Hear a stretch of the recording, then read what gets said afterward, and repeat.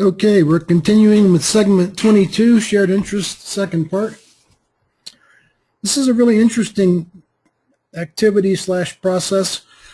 I'm going to strongly encourage you to keep your agreements and do this in your groups if you're not in one single group, as the activity says. And the reason is that it's designed to generate significant emotional experiences, something that will move you and you'll remember.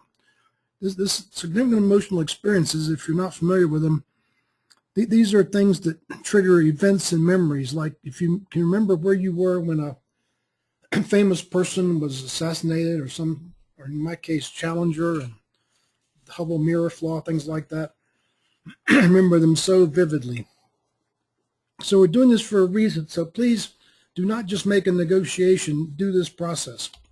So begin with one group, and by the way, the group doesn't have to be in the room. So let's say you're having a difficulty with another organization. Then you're going to ask, what do they want? And I'm going to call them X, that you can want for them also. We also say it's very common to have two organizations in the room together. And when I do this, I ask X to be silent and let Y do the exploration. Then I will confirm, I will do the facilitation. I'll confirm with the X this is correct. And I'll give you a very simple example. I had a problem with a manager and head of one organization and head of another, and I said, well, what does Ed want that you can want for him also? And the other team said, well, we want him to be successful. And Ed said, what do you mean me to be successful? I never knew you cared about me. Yes, of course, because you're our sponsor, and if you're successful, we're successful. And on it goes. This is pretty straightforward. People can do this. If they get stalled out, you can give a little help, ask a question.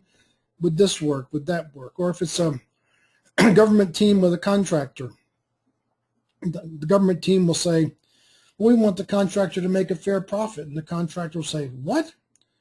We didn't think you wanted that. We thought you wanted to minimize our profit. And the government guys will say, no. We want you to have a fair profit because that's how we get the best people assigned to our work. Then after you do it with the first team, reverse it and do it with the second. You can do this with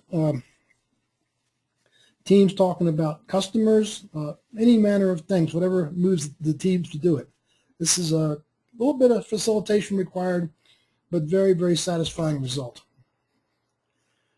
Wrapping up this section, here's the actions you're going to take when you go back to work. Again, I love this expression. People do things for their reasons, not ours.